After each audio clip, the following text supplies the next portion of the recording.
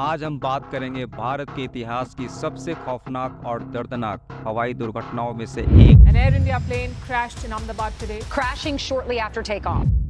Air India विमान हादसे की जिसने पूरे देश को झकझोर कर रख दिया।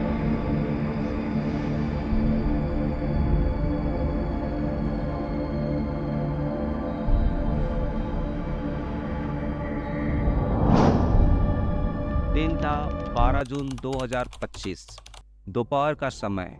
अहमदाबाद के सरदार वल्लभ भाई पटेल इंटरनेशनल एयरपोर्ट से लंदन के लिए एयर इंडिया की फ़्लाइट AI-171 रनवे से उड़ान भरती है, लेकिन टेक ऑफ के मात्र 30 सेकंड के बाद ये प्लेन क्रैश हो जाती है और हवाई जहाज़ में कुल 242 में से 241 यात्रियों और चालक दल के सदस्यों की मौके पे ही मौत हो जाती है।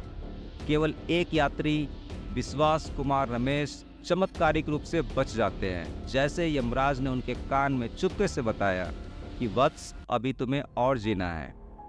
लेकिन सवाल ये है, क्या ये हादसा सिर्फ तकनीकी खराबी थी या इसके पीछे कोई सुनियोजित साजिश थी? सोशल मीडिया पे बहुत सारे लोग इस थ्योरी को सपोर्ट कर रहे हैं, जिसमें कुछ तो बड़े चेहरे भी शामिल हैं, जैसे बाबा रामदेव और संजय राउत। जहां संजय राउत ने साइबर अटैक होने की संभावना जताई है, तो वहीं बाबा रामदेव ने एयर इंडिया के मेंटेनेंस पार्टनर टर्की के कंपनी पे संदेह जताया है और कुछ लोग तो इसे खालिस्तान से भी जोड़ के देख रहे हैं। तो आइए इस कॉन्स्पिरेसी थ्योरी को समझने का प्रयास करते हैं। पॉइंट नंबर 1, SFJ यानी सिख फॉर जस्टिस। इस भगोड़े को तो आप जानते ही होंगे। इसका नाम है गुरुपतवंत सिंह पन्नू, जो कि अमेरिका में बैठकर भारत के खिलाफ लगातार षड्यंत्र करता रहता है।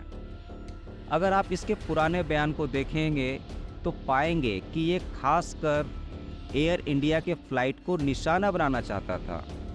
ये वही शख्स है जो कनाडा में खालिस्तानियों के साथ प्राइम मिनिस्टर मोदी, विदेश मंत्री जयशंकर और होम मिनिस्टर अमित शाह को कनाडा के एक जुलूस में एक भद्दा अपमान किया था और 8 लाख हिंदुओं को कनाडा से निकाल देने की डिमांड ओपनली की थी। खालिस्तानियों की एयर इंडिया और भारत से दुश्मनी कोई नई नहीं है।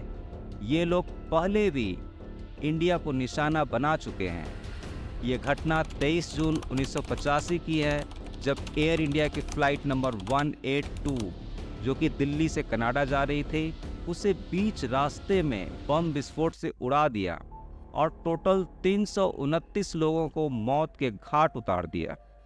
जरा सोचिए कितनी हिंसक विचारधारा है इनकी, जिसने 329 बेकसूर लोगों को बेरहमी से हत्या करवा दी।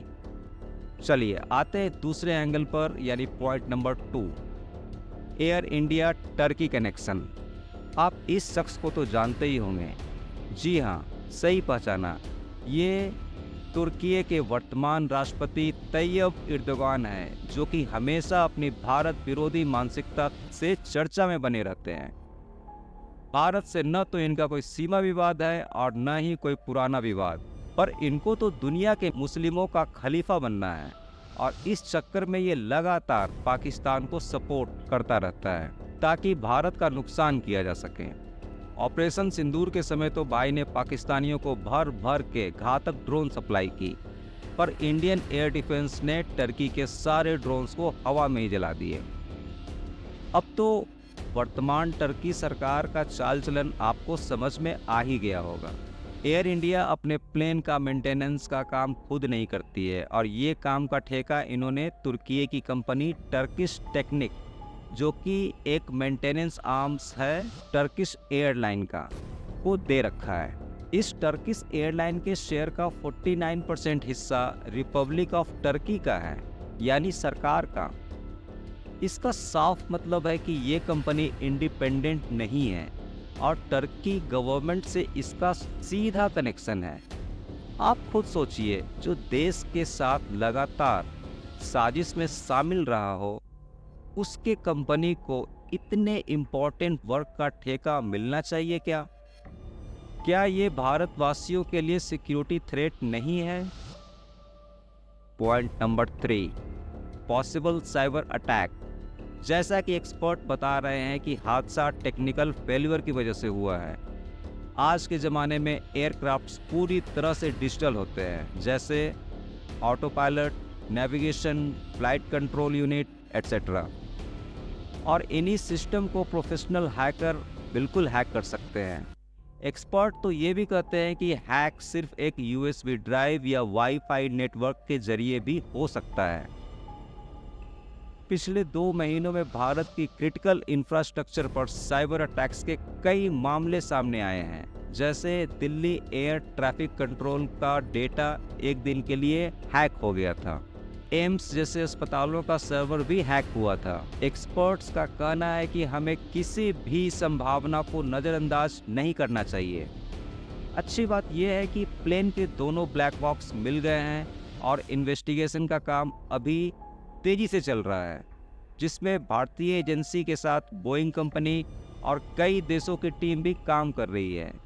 ज़रूरत है थोड़ा और संयम रखने की, जब तक कि जांच का फाइनल रिपोर्ट ना आ जाए। आपको क्या लगता है, ये प्लेन हादसा एक दुर्घटना है या साजिश? आप ये कमेंट करके बताएं।